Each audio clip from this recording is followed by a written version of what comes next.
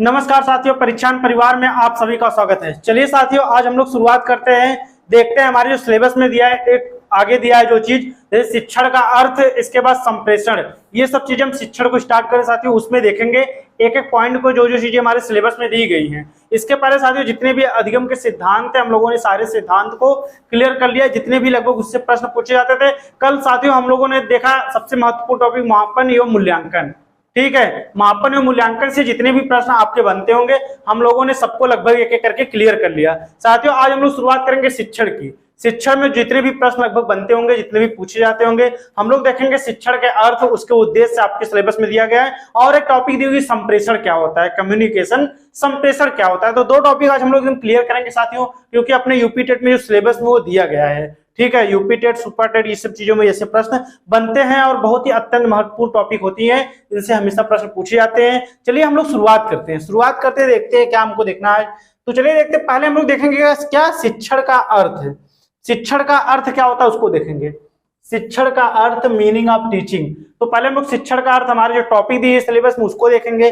चलिए शुरुआत करते हैं, देखते हैं क्या होता है। शिक्षण शब्द अंग्रेजी के टीचिंग शब्द का हिंदी रूपांतरण है। शिक्षण शब्द अंग्रेजी शब्द के क्या होता है, हिंदी रूपांतरण। अंग्रेजी शब्द टीचिंग का हिंदी रूपांतरण है। इसका अर्थ क्या होता है, सीखना। इसका अर्थ क्या होता है साथियों, तो सीखना। चलिए देखते हैं डॉक्टर राधाकृष्णन ने क्या कहा है शिक्षा के बारे में। इन्होंने कहा है, शिक्षा को मनुष्य और संपूर्ण समाज का निर्माण करना चाहिए। इस कार्य को किए बिना शिक्षा आणविक और अपूर्ण है। तो ये बातें किसने कही है, तो साथियों कही राधा कृष्णन ने कही है। बाकी हम लोगों ने देख लिया साथियों शिक्षण का अर्थ क्या होता है। तो शिक्षण का क्या होता है, शिक्षण शब्द अंग्रेजी के टीचिंग शब्द से बना हुआ है। टीचिंग शब्द का हिंदी रूपांतरण, जिसका अर्थ क्या होता है, सीखना। इसके बाद शिक्षण के बारे में क्या बातें कही राधा कृष्णन ने, हम लोगों ने उसको भी देख लिया। चलिए आगे बढ़ते हैं। आगे देखेंगे शिक्षण के रूप, जो उनके रूप पूछे जाते हैं साथियों, जो उनके अर्थ होते हैं। संकुचित अर्थ होता है और क्या व्यापक अर्थ। शिक्षण का संकुचित अर्थ और व्यापक अर्थ आपके परीक्षा में पूछे जाते हैं। तो इस चीज को हम लोग क्या करेंगे, क्लियर करेंगे। तो चलिए देखते हैं शिक्षण का संकुचित अर्थ क्या होता है। शिक्षण का संकुचित अर्थ उसको देखते हैं। तो क्या होता है शिक्षण का संकुचित अर्थ, शिक्षण कार्य के लिए शिक्षक, छात्र और विद्यालय, ध्यान देंगे, शिक्षक, छात्र और विद्यालय का आपस में संतुलन अनिवार्य है। शिक्षण के संकुचित अर्थ का संबंध विद्यालयी शिक्षा से है। शिक्षण कार्य के लिए क्या क्या इंपॉर्टेंट होते हैं, आपके तीनों चीज ध्यान देंगे। शिक्षक, छात्र और विद्यालय का होना, आपस में संतुलन क्या होता है, अनिवार्य होता है। शिक्षण के संकुचित अर्थ, शिक्षण का संकुचित अर्थ का अगर संबंध होता है, वो किससे होता है, तो हमारे विद्यालयी शिक्षा से, स्कूली शिक्षा से होता है। जैसे उदाहरण के लिए देख लेते हैं, विद्यालय का कक्षा कक्ष में शिक्षार्थियों को प्रदान किया जाने वाली शिक्षण। ठीक है, उदाहरण क्या होता है कि विद्यालय का कक्षा कक्ष में शिक्षार्थियों को प्रदान किया जाने वाला शिक्षण जो होता है साथियों, वो क्या होगा, शिक्षण का संकुचित अर्थ के अंदर आपका आता है अंतर्गत। चलिए अगला देखते हैं। हम लोग देख लिए शिक्षण का संकुचित अर्थ को देखा। आगे देखेंगे शिक्षण का व्यापक अर्थ।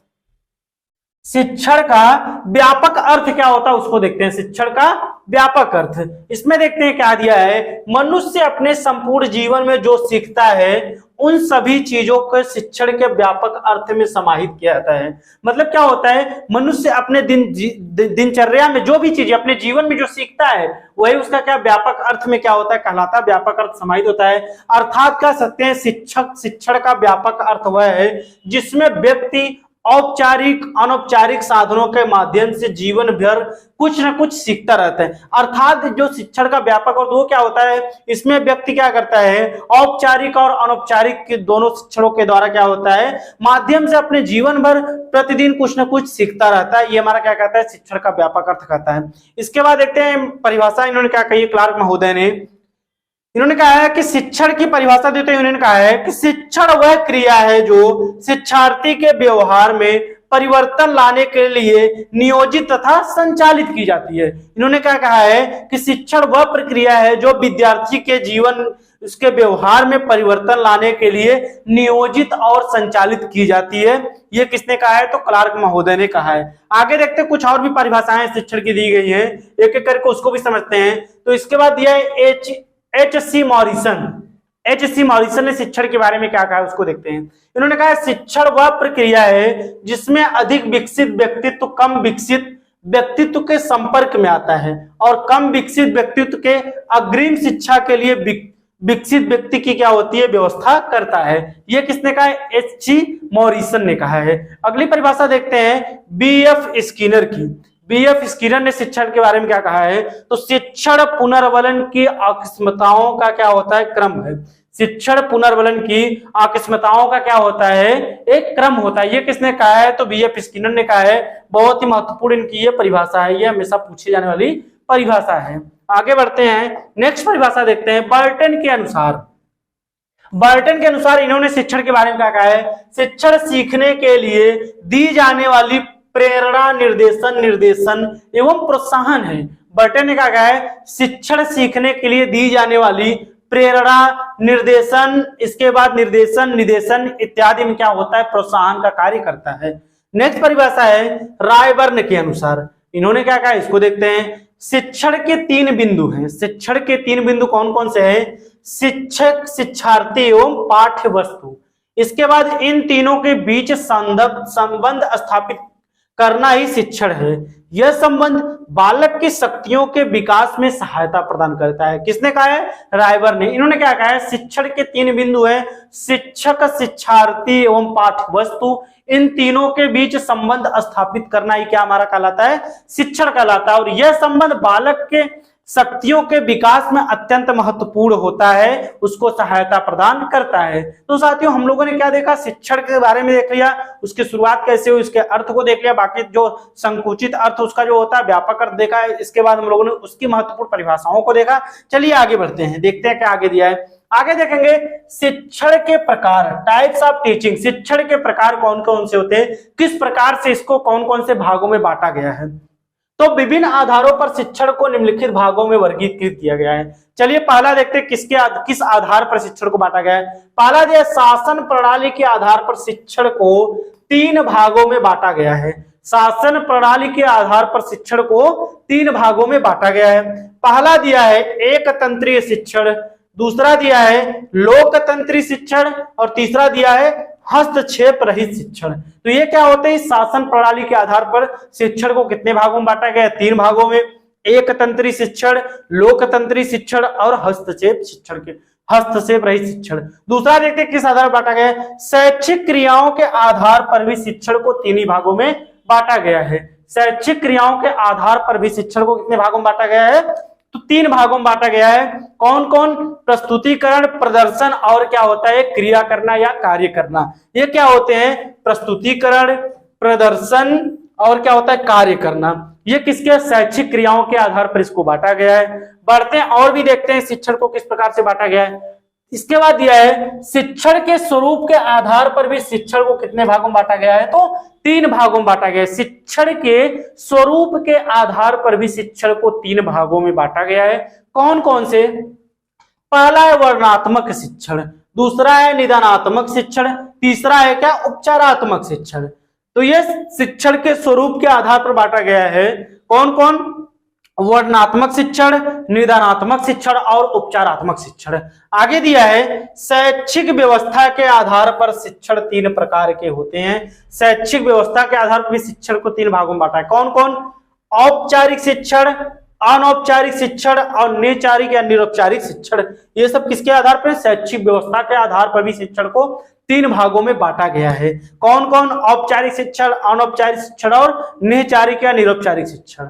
आगे बढ़ते हैं, आगे देखेंगे शिक्षण के उद्देश्यों के आधार पर भी शिक्षण को 3 भागों में बांटा गया है। बात करें शिक्षण के उद्देश्यों के आधार पर भी शिक्षण कितने भागों में बांटा गया है, तो 3 भागों में बांटा गया है। कौन कौन से वो भाग हैं, आपका पहला दिया है ज्ञानात्मक शिक्षण, दूसरा दिया है क्या, भावात्मक शिक्षण और तीसरा दिया है मनोगत्यात्मक शिक्षण। कौन कौन, भावात्मक शिक्षण, इसके बाद दिया ज्ञानात्मक शिक्षण, फिर मनोगत्यात्मक शिक्षण। ये क्या होते हैं, शिक्षण के उद्देश्य के आधार पर भी शिक्षण को 3 भागों में बांटा गया है। कौन कौन, ज्ञानात्मक, भावात्मक और मनोगत्यात्मक शिक्षण। ठीक है, इतना साथियों हम लोगों ने क्लियर कर लिया। बढ़ते हैं आगे, देखते हैं शिक्षण की विशेषताएं देखेंगे। शिक्षण की क्या विशेषताएं होती है, चलिए उसको एक एक करके समझेंगे, देखेंगे। दिया है निम्नलिखित विशेषताओं के द्वारा शिक्षण कार्य को उत्तम बनाया जा सकता है। तो देखते हैं, पहला दिया है शिक्षण सुझावात्मक होता है। शिक्षण के द्वारा क्या करता है, कोई भी व्यक्ति क्या होता है, सुझावात्मक, सुझाव तो अपना सुझाव जो भी देता है उसके द्वारा भी। फिर क्या है, शिक्षण प्रेरणादायक होता है, बिल्कुल सही बात है। दिया शिक्षण एक सुनियोजित, शिक्षण क्या होता है, कोई भी क्रिया का अगर शिक्षक और छात्र कोई भी पाठ वस्तु पाठ्यक्रम को पूर्ण करे, उसको समझ रहे हैं, तो क्या वो सुनियोजित तरीके से उसको क्या करते हैं, समझते हैं। फिर शिक्षण दया एवं सहानुभूतिपूर्ण होता है। आगे दिया है शिक्षण लोकतांत्रिक प्रक्रिया को बढ़ावा देता है। हम लोगों ने पहले समझा शिक्षण क्या करता है, लोकतांत्रिक प्रक्रिया, जो हमारी लोकतांत्रिक प्रक्रिया होती है उसको क्या करता है, यह बढ़ावा देता है। ये कुछ उसकी विशेषताएं हैं। आगे देखते हैं क्या दिया है। आगे देखेंगे अगर हम शिक्षण करते हैं तो कुछ समस्याएं भी उत्पन्न होती हैं, तो चलिए समस्याओं को भी समझ लेते हैं, कौन कौन सी समस्याएं शिक्षण क्रियाकलाप करते समय उत्पन्न होंगी। शिक्षण कार्य के दौरान एक शिक्षक के समस्त निम्नलिखित क्या होती समस्याएं होती हैं। जब भी शिक्षण कार्य होता है तो शिक्षक के समस्त कौन कौन सी समस्याएं उत्पन्न होती हैं उसको देखते हैं। पहला दिया है वैयक्तिक एवं सामूहिक शिक्षण विधि की समस्या। मतलब इसमें क्या होती है, शिक्षक को वैयक्तिक और सामूहिक शिक्षण विधि की समस्या होती है। शिक्षक क्या करता है, वैयक्तिक और सामूहिक रूप से उसको क्या करता है, बच्चे को सिखाता है, थोड़ी सी क्या होती है इसमें समस्याएं आती है। और शिक्षण और जीवन के संबंध की समस्या, शिक्षण और जीवन के बीच संबंध तालमेल स्थापित करने की भी समस्या होती है। इसके बाद सहसंबंध की समस्या होती है इसके दौरान। फिर शिक्षण के माध्यम की समस्या भी इसके अंतर्गत होती है। शिक्षण के जो माध्यम के अंतर्गत भी क्या होती है, इसकी समस्याएं उत्पन्न होती है। इसके बाद शैक्षणिक समस्या एवं औद्योगिक निर्देशन एवं परामर्श की भी समस्याएं इसके अंतर्गत आती है। नेक्स्ट हमारा दिया है कक्षा कक्ष में अनुशासन की समस्या। कक्षा कक्ष में क्या होती है, अनुशासन की भी समस्या इसके अंतर्गत आती है।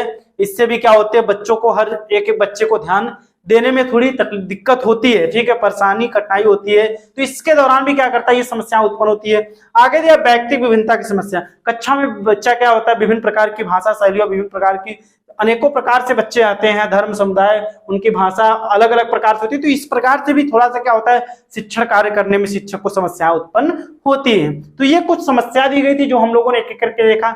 आगे बढ़ते हैं, क्या दिया है, आगे देखेंगे शिक्षण के लक्ष्य।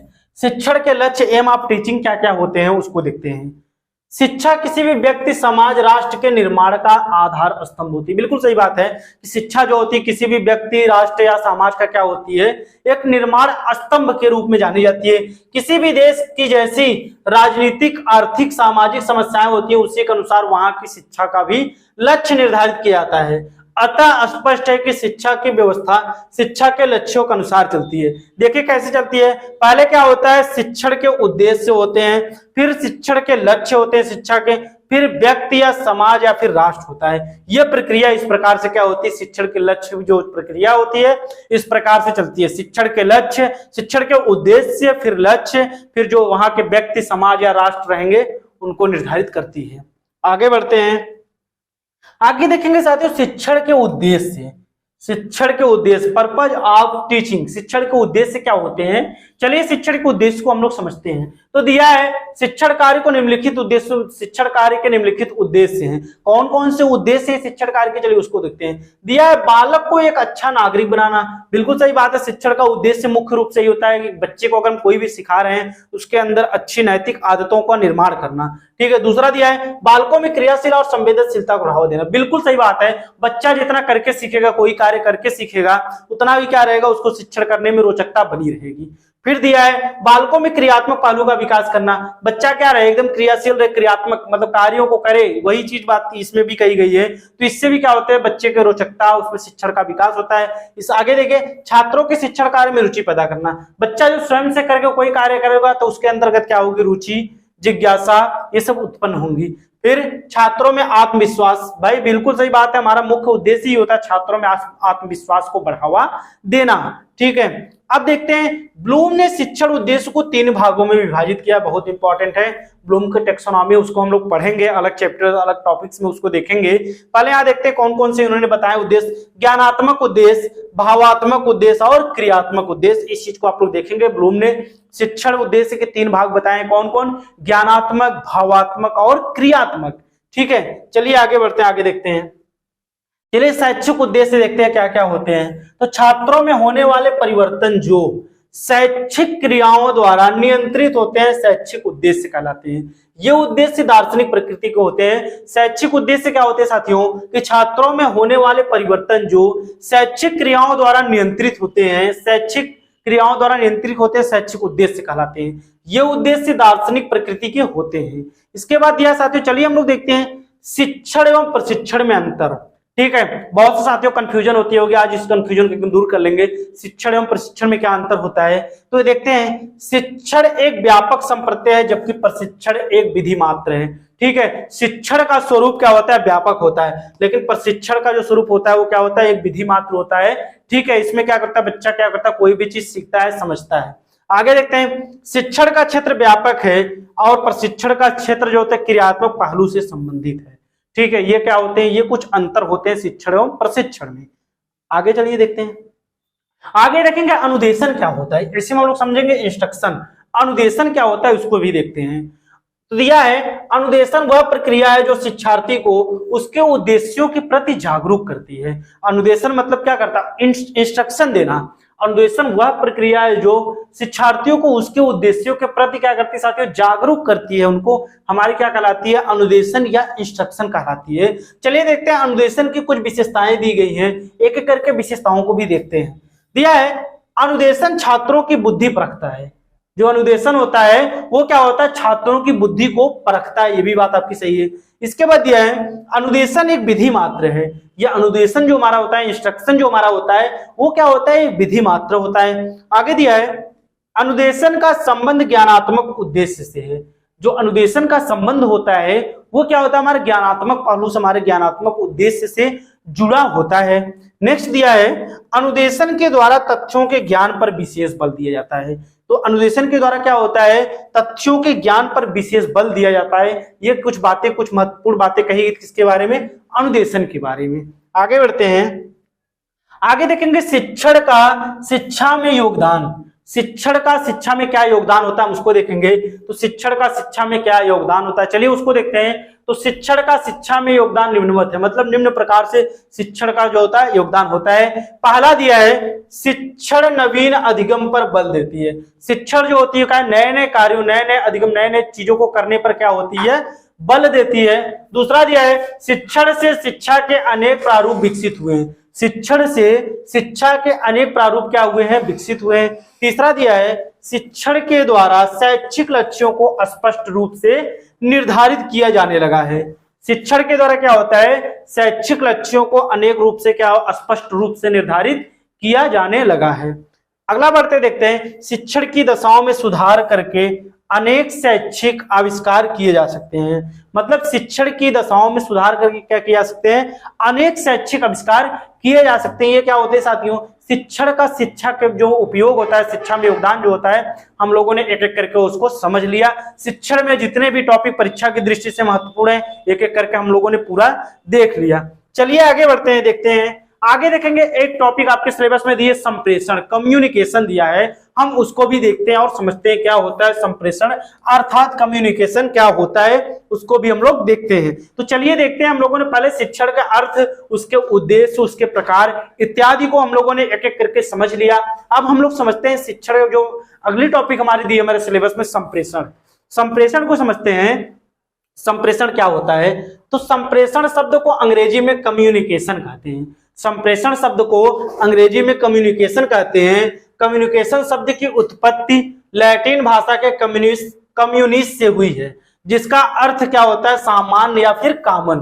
ठीक है, संप्रेषण शब्द को अंग्रेजी में क्या कहते हैं, कम्युनिकेशन कहते हैं। कम्युनिकेशन शब्द की उत्पत्ति लैटिन भाषा के कम्युनिस से हुई है, जिसका अर्थ क्या होता है, सामान्य या फिर कॉमन होता है। चलिए आगे देखते हैं, संप्रेषण एक ऐसी प्रक्रिया है, संप्रेषण एक ऐसी प्रक्रिया है जिसमें व्यक्ति अपने ज्ञान, हाव भाव तथा विचारों का परस्पर आदान प्रदान करता है। इसमें व्यक्ति क्या करता है, इसमें व्यक्ति अपने हाव भाव, विचारों, ज्ञान का क्या करता है, परस्पर आदान प्रदान करता है तथा प्राप्त विचारों व आदर्शों को समान तथा सही अर्थों में समझने और प्रेषण करने में क्या करता है, वो उपयोग करता है। ये हमारा क्या कहलाता है, संप्रेषण कहलाता है। इसमें क्या देखिए, संप्रेषण कर रहे हैं, एक दूसरे से क्या होते हैं, जुड़े होते हैं। ठीक है, हम लोगों ने संप्रेषण को देख लिया। चलिए आगे बढ़ते हैं और कुछ भी देखते हैं संप्रेषण के बारे में।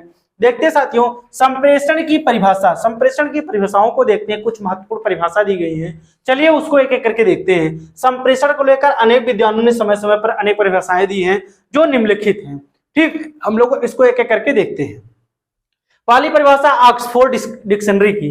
ऑक्सफोर्ड डिक्शनरी ने क्या कहा है संप्रेषण के बारे में? विचारों, जानकारियों आदि का विनिमय, दूसरों तक पहुंचाया या बांटना, चाहे वह मौखिक, लिखित या संकेत हो, संप्रेषण कहलाता है। ऑक्सफोर्ड डिक्शनरी ने क्या कहा है कि विचारों, जानकारियों आदि का विनिमय, दूसरों तक पहुंचाना, बांटना, चाहे वह मौखिक, लिखित या संकेत हो, संप्रेषण कहलाता है। अगली परिभाषा है कुंटज और ओ डोनेल की। कुंटज और ओ डोनेल की परिभाषा है संप्रेषण एक व्यक्ति से दूसरे व्यक्ति को सूचनाओं का हस्तांतरण, चाहे वह उसमें विश्वास व्यक्त करे या न करे। ये किसने कहा है? कुंटज और ओ डोनेल ने। आगे परिभाषा देखते हैं। आगे परिभाषा दी है फ्रेड जी मायर की। फ्रेड जी मायर की परिभाषा है, इन्होंने शिक्षण के बारे में क्या कहा है? संप्रेषण के बारे में, संप्रेषण शब्दों, पात्रों, सूचनाओं, विचारों एवं संपत्तियों के आदान प्रदान की एक प्रक्रिया है, एक साधन है। ठीक है, चलिए आगे बढ़ते हैं। अगली परिभाषा है न्यूमैन और समर की। न्यूमैन और समर ने क्या कहा है? संप्रेषण दो या अधिक व्यक्तियों के मध्य तथ्यों, विचारों, सम्मितियों या भावनाओं का आदान प्रदान करने का एक साधन है। ये किसने कहा है? न्यूमैन और समर ने कहा है। अगली परिभाषा है थियो हेमैन की। थियो हेमैन ने क्या कहा है? संप्रेषण का तात्पर्य एक व्यक्ति द्वारा दूसरे व्यक्ति को सूचना तथा समझ पहुंचाने की प्रक्रिया है। संप्रेषण का तात्पर्य क्या होता है? एक व्यक्ति द्वारा दूसरे व्यक्ति को सूचना तथा समझ पहुंचाने की क्या होती है? एक प्रक्रिया होती है। किसने कहा है? थियो हेमैन ने कहा है। हम लोगों ने साथियों संप्रेषण के बारे में देख लिया, उसकी उत्पत्ति किस प्रकार से होती है, क्या क्या होता है, फिर उसमें जो परिभाषा दी उसको देख लिए। आगे बढ़ते हैं। आगे देखेंगे संप्रेषण प्रक्रिया के तत्व। संप्रेषण की प्रक्रिया जब होती है उसमें कौन कौन से तत्व सम्मिलित होते हैं उसको देखते हैं। तो संप्रेषण निम्नलिखित तत्वों का होना आवश्यक है। कौन कौन सी? पहले दिया है संप्रेषण का संबंध, दूसरा दिया है संदेश का स्रोत, फिर दिया है तीसरा संदेश, फिर संप्रेषण का माध्यम होता है, फिर संकेत, फिर एनकोडिंग, डिकोडिंग, इसके बाद पृष्ठपोषण और लास्ट में संदेश ग्रहण करता होता है। इतने क्या होते हैं? तत्व निर्धारित होते हैं संप्रेषण की प्रक्रिया के दौरान। चलिए आगे देखते हैं। आगे देखेंगे संप्रेषण के प्रकार। संप्रेषण के प्रकार कौन कौन से होते हैं, चलिए हम लोग उसको देखते हैं। तो दिया है संप्रेषण को निम्न भागों में बांटा जाता है। पहला दिया है शाब्दिक संप्रेषण। शाब्दिक और अशाब्दिक दो प्रकार के संप्रेषण होते हैं। पहला क्या दिया है? शाब्दिक और दूसरा अशाब्दिक। शाब्दिक संप्रेषण में भाषा का प्रयोग किया जाता है। शाब्दिक संप्रेषण जो हमारा होता है इसमें क्या होता है साथियों? भाषा का प्रयोग होता है। यह कितने प्रकार का होता है? यह दो प्रकार का होता है। यहाँ पे आप लोग देख सकते हैं संप्रेषण को दो भागों में बांटा गया है, शाब्दिक और अशाब्दिक। अब इसके बाद दिया है शाब्दिक दो प्रकार का होता है। देखिए, एक लिखित होता है, एक मौखिक होता है। शाब्दिक को भी दो भागों में बांटा गया है, एक लिखित, एक मौखिक। चलिए देखते, पहला दिया मौखिक संप्रेषण क्या होता है। इस संप्रेषण में वाणी द्वारा तथ्यों एवं सूचनाओं का आदान प्रदान किया जाता है। मतलब मौखिक रूप से क्या होता है? बोलकर इसमें अपने वाणी के द्वारा तथ्यों एवं सूचनाओं को क्या करते हैं? एक दूसरे से आदान प्रदान करते हैं। ये हमारा कैसा संप्रेषण होता है? मौखिक संप्रेषण। दूसरा दिया लिखित संप्रेषण क्या होता है। इस संप्रेषण में सूचनाओं के आदान प्रदान निम्नलिखित रूप से अर्थात लिखित रूप से किया जाता है। इस संप्रेषण में सूचनाओं का आदान प्रदान लिखित रूप से करते हैं। इसके बाद अशाब्दिक संप्रेषण हमारे वाणी या ध्वनि संकेत होते हैं, आंख की भाषा या मुद्रा होती है, फिर स्पर्श करके, ये क्या होता है? अशाब्दिक संप्रेषण के अंतर्गत आते हैं। चलिए आगे बढ़ते हैं, क्या क्या चीजें दी गई है। हम लोगों ने देखा संप्रेषण के प्रकार शाब्दिक और अशाब्दिक संप्रेषण। शाब्दिक भी दो प्रकार के होते हैं, कौन कौन? मौखिक और लिखित होते हैं। अशाब्दिक वाणी, ध्वनि, आंख की भाषा, स्पर्श करके। चलिए आगे बढ़ते हैं। आगे देखेंगे अशाब्दिक संप्रेषण क्या होता है। अशाब्दिक संप्रेषण में भाषा का प्रयोग नहीं किया जाता है। अशाब्दिक संप्रेषण में भाषा प्रयोग नहीं किया जाता है। इसमें वाणी, संकेत, चक्षु संपर्क, मुख मुद्राओं आदि का प्रयोग किया जाता है। मतलब वाणी से अपने मतलब क्या होता है? इसमें संकेत करके अपनी आंखों के द्वारा जो हमारे ज्ञान इंद्रियां होती है उसका प्रयोग करके क्या होते हैं? इसका प्रयोग किया जाता है। इसके बाद देखेंगे साथियों हम लोग क्या दिया, संप्रेषण की प्रक्रिया किस प्रकार से होती है। ठीक है, कम्युनिकेशन प्रोसेस कैसे कैसे होता है, चलिए उसको समझते हैं, देखते हैं। दिया हमारा संप्रेषण एक ऐसी प्रक्रिया है जिसके द्वारा मानवीय संबंध स्थापित किए जाते हैं और विकसित किए जाते हैं। और एक ऐसी प्रक्रिया होती है, यह एक सामाजिक प्रक्रिया होती है, इसको नोट कर लीजिएगा। संप्रेषण क्या होती है? एक सामाजिक प्रक्रिया होती है। आगे देखते हैं, आगे देखेंगे संप्रेषण की प्रक्रिया किस प्रकार से होती है, चलिए उसको देखते हैं। तो संप्रेषण प्रक्रिया में संदेश भेजने वाला व्यक्ति संदेश बनाता है, उसे लिखता है, फिर किसी माध्यम के द्वारा संदेश को प्रेषित करता है। ठीक है। प्रेषित संदेश जहां तक पहुंचता है वहां उसे पढ़कर डिकोड करते हैं और संदेश जिसके लिए होता है उसे पहुंचाते हैं और आवश्यकता पड़ने पर क्या करते हैं, यह व्यक्ति संदेश प्राप्ति की सूचना अर्थात फीडबैक देता है। ठीक है, ये क्या होती है, इसकी प्रोसेस होती है, इसकी प्रक्रिया होती है, किस प्रकार से क्या होती है, संदेश को भेजा जाता है, किस प्रकार से करते हैं। देखिए पुष्टि दिया है, प्रेषक, संदेश, माध्यम, ये इस प्रकार से क्या होती है, इसकी प्रक्रिया जो है चलती है। हम लोगों ने इसको एक एक करके देख लिया किस प्रकार से इसको होते हैं। चलिए कुछ और देखते हैं, इसमें चीजें दी गई। संप्रेषण प्रक्रिया को प्रभावित करने वाले घटक या कारक कौन कौन से होते हैं, कौन कौन सी चीज इसके घटक होते हैं। पहला दिया है छात्र, शिक्षक का व्यक्तित्व निर्धारित करता है। फिर दिया है शिक्षण के उद्देश्य की जानकारी। अगला दिया है विषय वस्तु का चयन इसमें किया जाता है। फिर पाठ योजना का निर्माण होता है। आगे दिया है उचित शिक्षण विधि एवं सहायक सामग्री का प्रयोग करके भी संप्रेषण की प्रक्रिया को हम प्रभावित कर सकते हैं। व्यक्ति विभिन्नताओं को ध्यान में रखकर भी किया जाता है। कक्षा का वातावरण भी देख कर किया जाता है। बालक का मानसिक एवं शारीरिक स्वास्थ्य भी देखते हैं। विषयों के सहसंबंध पर आधारित शिक्षण संप्रेषण और सिखाने हेतु प्रेरणा, इतनी चीजें क्या होती है, संप्रेषण की जो प्रक्रिया होती है उसको प्रभावित करने घटक के अंतर्गत आते हैं। चलिए आगे देखते हैं, कुछ और भी चीज देखते हैं। आगे देखेंगे हमारा दिया है कक्षा संप्रेषण में प्रभावशीलता लाने के लिए संप्रेषणकर्ता जिसे शिक्षक के रूप में निम्नलिखित गुण और विशेषताएं सहायक होती है। अगर कक्षा में हम संप्रेषण कर रहे हैं तो शिक्षक होता है, उसके अंतर्गत विशिष्ट गुण पाए। पहला दिया है कक्षा नियंत्रण और प्रबंध में कार्य कुशलता। शिक्षक ऐसा हो कक्षा को नियंत्रण और प्रबंध करने में क्या हो, दक्ष हो, कुछ कार्य कुशलता हो। दूसरा दिया है अच्छा शारीरिक, मानसिक तथा संवेगात्मक उसका स्वास्थ्य हो। शिक्षक कैसा हो, अच्छे शारीरिक रूप से, मानसिक तथा संवेगात्मक रूप से कैसा हो, स्वस्थ हो। आगे दिया है उसका व्यक्तित्व कैसा हो, संतुलित व्यक्तित्व हो। फिर दिया है आत्मविश्वास, उत्साह, परिश्रमी, निष्पक्षता, विनोद, प्रियता आदि गुणों से युक्त होना चाहिए। शिक्षक कैसा होना चाहिए, आत्मविश्वास से भरपूर, उत्साह, परिश्रमी, निष्पक्षता, प्रियता आदि गुणों से क्या हो, युक्त हो। लास्ट हमारा दिया है विद्यार्थियों के साथ शिक्षक जैसा व्यवहार करना। विद्यार्थियों के साथ कैसा हो, एक शिक्षक जैसा व्यवहार करना चाहिए, ऐसा होनी चाहिए शिक्षक के अंतर्गत, जो उसके अंदर होनी चाहिए एक शैली। ठीक है, तो साथियों हम लोगों ने क्या देखा आज हम लोगों ने पूरा देखा क्या क्या, दो टॉपिक हमारे सिलेबस में दिए, शिक्षण का अर्थ, इसके बाद संप्रेषण। हम लोग और भी चीजें देखेंगे, एक एक करके समझेंगे। तो हम लोगों ने जितनी भी चीजें शिक्षण का अर्थ में उद्देश्य, परिभाषा, प्रकार, क्या क्या चीजें दी गई सबको समझ लिया। इसके बाद हम लोगों ने संप्रेषण में देख लिया, संप्रेषण में अर्थ देख लिया, परिभाषा देख ली, उसके प्रकार देख लिए, किस प्रकार से उसके विशेषताएं, उसके गुण, उसकी समस्याएं, जो भी चीजें होती है हम लोगों ने एक एक करके सब कुछ देख लिया। तो साथियों आप हमारे चैनल को अगर सब्सक्राइब नहीं किए सब्सक्राइब कर लें, वीडियो को लाइक कीजिए, कमेंट कीजिए और ज्यादा से ज्यादा सभी भाई बहनों तक उसको क्या करें, शेयर कीजिए। ठीक है, तो साथियों आपको कोई भी डाउट हो तो आप कमेंट सेक्शन में पूछ सकते हैं। हमारा साथ देने के लिए आप सभी का बहुत बहुत धन्यवाद।